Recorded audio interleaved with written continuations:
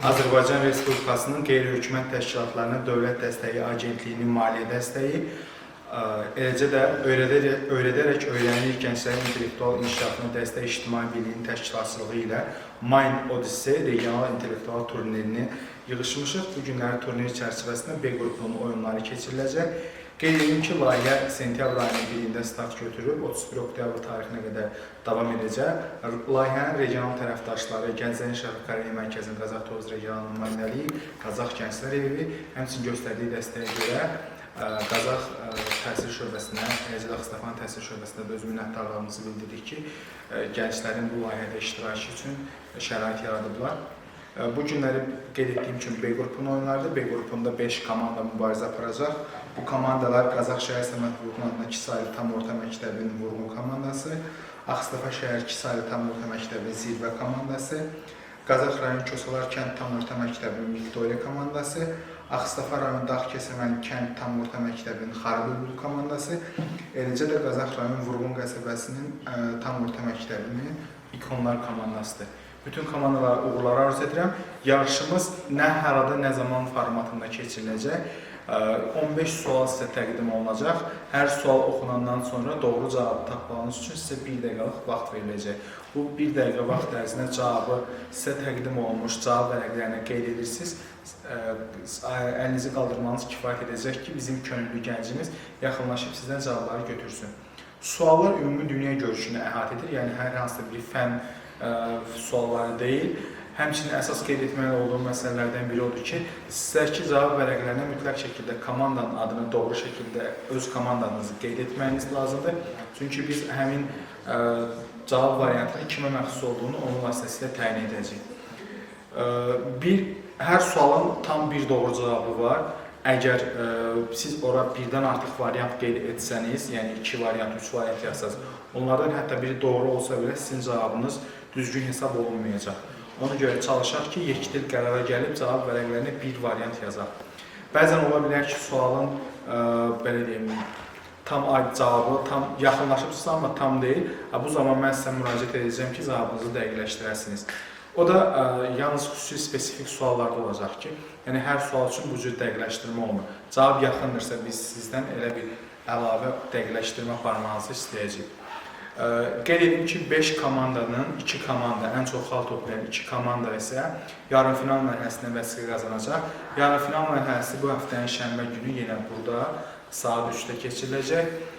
Dünənlər A qrupun görüşləri keçirildi və oradan artıq 2 komanda yarımfinala vəsiqə qazanıb. Ümumiyyətlə 5 qrup oyunu olacaq. A, B, bundan sonraki günlərdə isə C, D və E qrupunun oyunları var. Daha sonra isə yarımfinal və final olacaq. Bəlli olduğu kimi hər qrupdan 2 komanda çıxacaq, yarımfinalda 10 komanda mübarizə aparacaq, finalda isə o yarımfinala çıxmış 10 komandanın 4-ü mübarizə aparacaq və orada bizim qaliblər müəyyənləşəcək. Kiminsə əlavə sualı var? Yoxdursa, mən düşünürəm ki, artıq sualların oxunuşuna keçə bilərik. Bütün komandalara uğurlar arzu edirəm. İkinci Dünya Müharibəsi illərində Bibliya bir çox Amerikan əskərinin həyatını xilas etmişdir. Əskərlərə paylanmış kitab nüsxələrinin hansı özəlliyi onları ölümdən qurtarmışdır? Vaxt getdi. Cavab verin, nə yazmışsınız? Yazmışım. Yazmışsınız, cavabı qaldırın. Cavabı.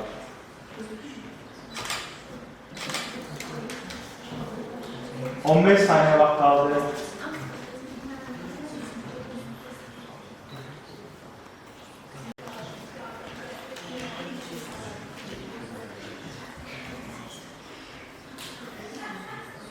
Komanda maraqlı variantlar təqdim ediblər, ancaq belə deyim, əslində bu cavab çox da dərin düşüncə tələb etmirdi o qədər. Ən sadə məntiq kitablar, həmin Bibliyaların cildləri, yəni üzlükləri dəmir materialdan hazırlanmışdı və həmin dəmir material bəzi anlarda əskərləri ölümdən xilas edirdi. Doğru cavab yoxdur. Bir kitabda bunu rəngli körpü adlandırırlar. Min Əhvalat kitabının 7-ci fəsli bu adı daşıyır. Bu sizi doğru cavabı aparıb çıxarmalıdır.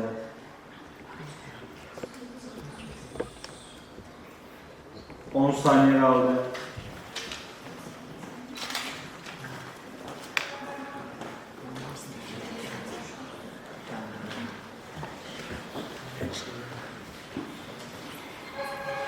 Vaxt uşaq idi. Bütün komandaları təbrik edir. Doğru cavab verdilər. Sevmə bilərsiniz uşaqlar, narahat olmayın. Cənubi Ərəbistanının ikinci paytaxtı Ciddə şəhəri tərcümədə nələr deməkdir? Rəvayətə görə kim Ciddədə dəfn olunub? Vaxt getdi.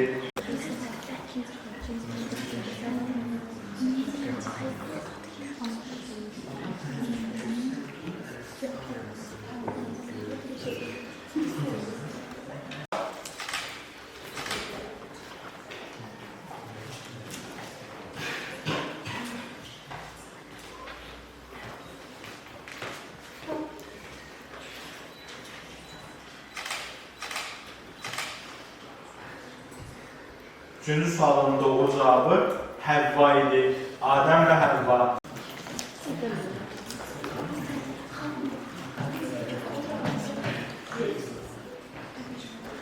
Hər komanda cəmi bir dəfə variant təqdim edə bilər.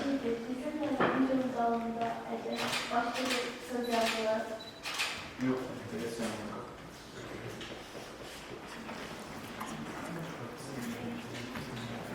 Samra dedi.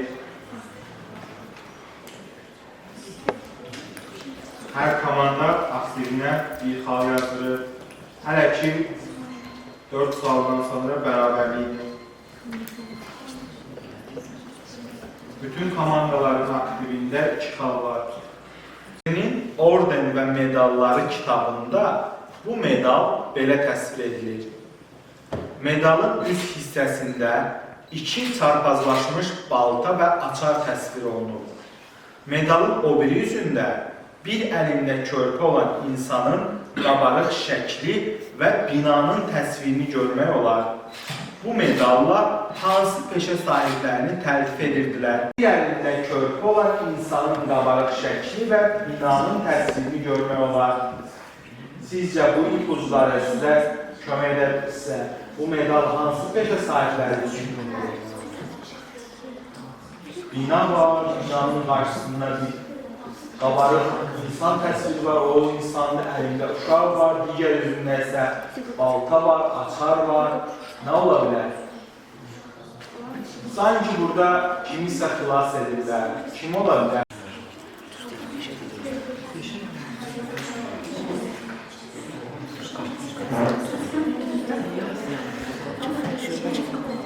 Vaxtı gənclər.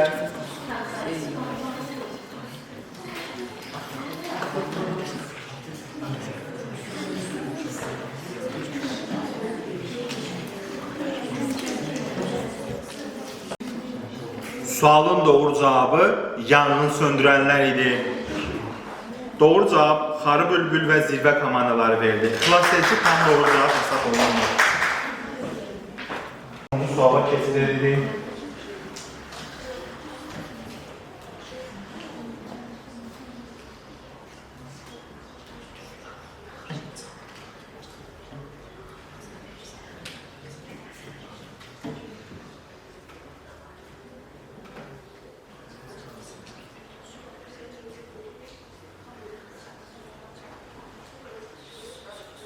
ABŞ-ın keçmiş prezidentlərindən olan Bill Clinton vədsizliyi ucbatından bir çox məclislərə gecikmə adəti var idi. Hətta bir neçə il öncə o çox vacib bir mərasimə də 5 dəqiqə gecikməyə cəsarət etmişdi. Bu mərasimin hansı olduğunu tapın. Öndər Heydər Əliyev aktyor Hacı İsmailova X deyə müraciət edirdi. Bir filmdə X-i canlandıran Adil İskəndərov piti yeyir. X-i bir sözlə yazın. Hacı İsmailov Azərbaycanın məşhur aktyorlarından biridir. Ona öz məşhur obrazı var idi. Həmin obrazın adından çağırılmışdı. Heydər piti yeyir. Piti hansı regiondan, hansı yerdən özləşləşdirdiyi, ondan ünləşir. Deməli, onda Hacı İsmailov da bu adına müraciət edir.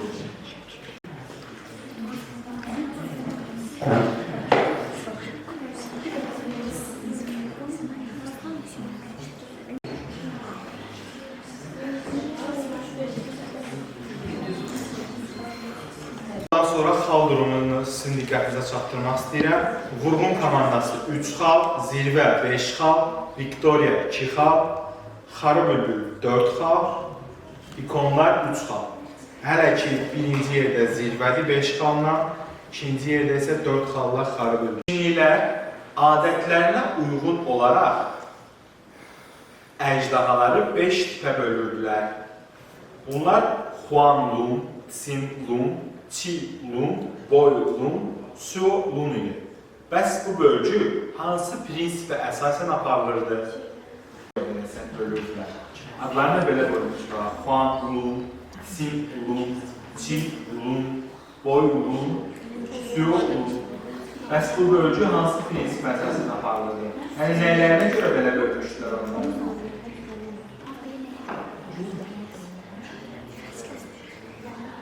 Siz animasiya filmlərində də görmüş olardınız, o əjdahaların hərəsinin fərqli xüsusiyyətləri olurdu.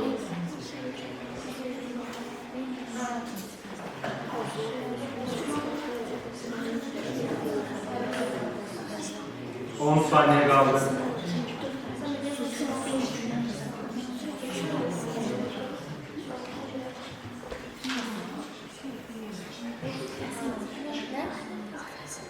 Vaxt artıq.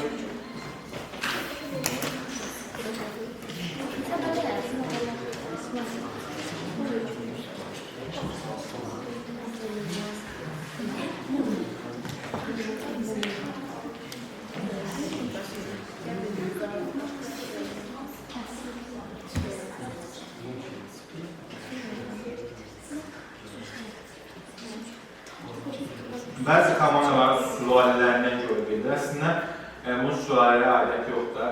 Əjdahalar real varlıqlar deyildi, bildiyiniz kimi. Mifik obrazlar idi, nağıllarda olurdu. Onları belə bölmüşdülər.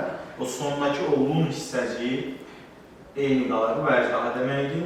Və əvvəlki isə rəngləri idi, rənglərinə görə bölürdülər. Sarı əjdaha olurdu, qırmızı olurdu, qara olurdu. Bu rənglərinə görə verir.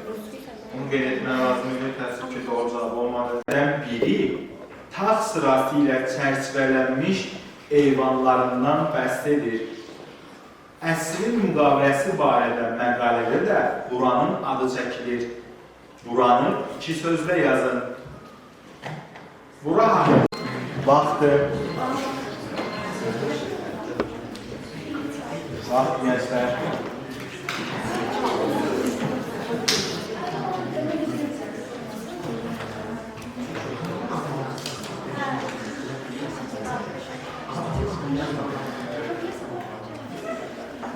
İki turluq belə desək səssizlikdən sonra bu turda artıq ki, doğru cavablar var. Sevindirici haldır. Doğru cavab Məşədi İbadidir. İkonlar, Viktoriya və Vurğun komandaları suala düzgün cavab verir. Vurğun 4, Zirvə 5, Viktoriya 3, Xarı Bülbül 4, İkonlar 4. Hələ 5 sual var, çox şey dəyişə bilər. Prezident İlham Əliyevin Sabirabadda Ulu Öndər Heydər Əliyevin 1969-cu ildə hakimiyyətə gəldikdən sonra bunun tədarükünün 3 dəfə artdığını qeyd edir. Mikayıl Müşfiq bununla bağlı bir xatirəsində Özbəkistandan gələn qonaqlardan danışır. Bunu yazın. Prezident İlham Əliyev Sabirabadda Ulu Öndər Heydər Əliyevin 1969-cu ildə hakimiyyətə gəldikdən sonra bunun tədarükünün 3 dəfə artdığını qeyd edir. Mikayıl Müşfiq bununla bağlı xatirəsində Özbəkistandan gələn qonaqlardan danışır. Bunu yazın.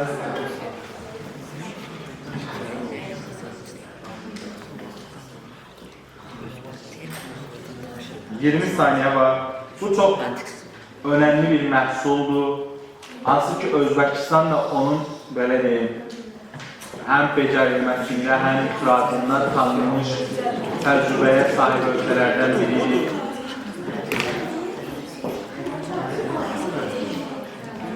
Çox adam elə bilir ki, Sabirabad yalnız qarpızından məşhur olan regiondur, ancaq tam olaraq elə deyil.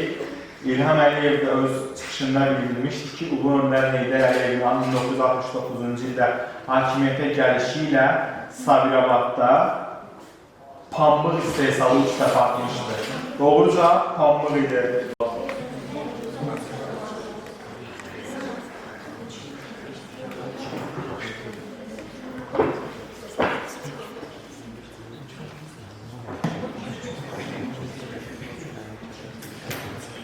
Silah Baronu filmində Nicolas Cage'in qəhrəmanı silah satışı ilə məşğul idi. O, məxfi danışıqlar zamanı bəzi silahların adını dəyişərək kod adlarından istifadə edirdi. Onun Mələklər Kralı adlandırdığı silahın əsl adını tapın. Mələklər Kralı. Hansı silah ola bilər?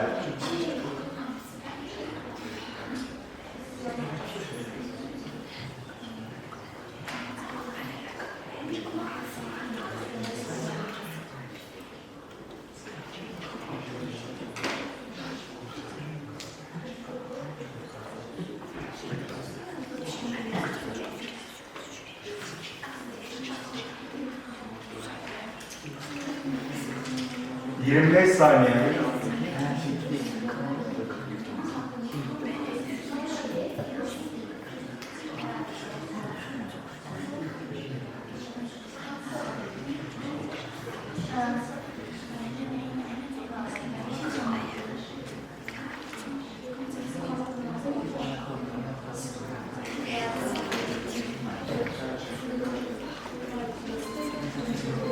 Vaxtı.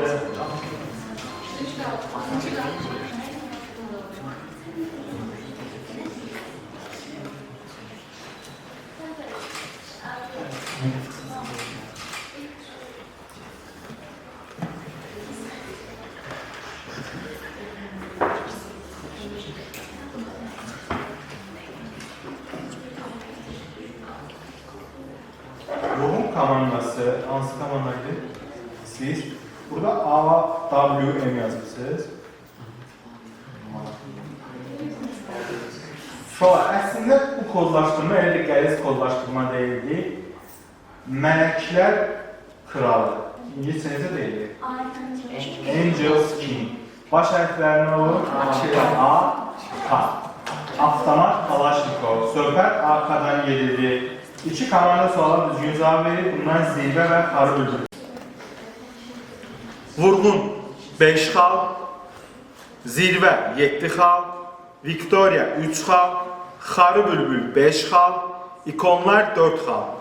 15 sualdan sonra 7 xal toplayan zirvə komandası Ağstafa şəhər 2 saylı tam orta məktəbin komandası birinci yer tutaraq yarımfinala vəsq qazanır. Ancaq iki komandanın aktivində 5 xal var. Bunlar Qazax şəhər Səməd Vurğunalın 2 saylı tam orta məktəbinin Vurğun komandası, digər isə Ağstafa rayon Dağçəsəmən kənd orta məktəbinin Xarı bülbül komandasıdır ki, bu komandaların hər ikisinin aktivində 5 xal var. 3 xal toplamış Viktoriya və 4 xal toplamış ikonlar mübarizəni dayandırır. Digər komandalar üçün, yəni həmin adlarını çəkdiyim komandalar gedə də bilərlər. 2 komanda qalır. Bunlar hansılardır? Bir daha qeyd edirəm. Vurğun komandası və Xarı bülbül komandasıdır. Onlar üçün əlavə sual səslənəcək.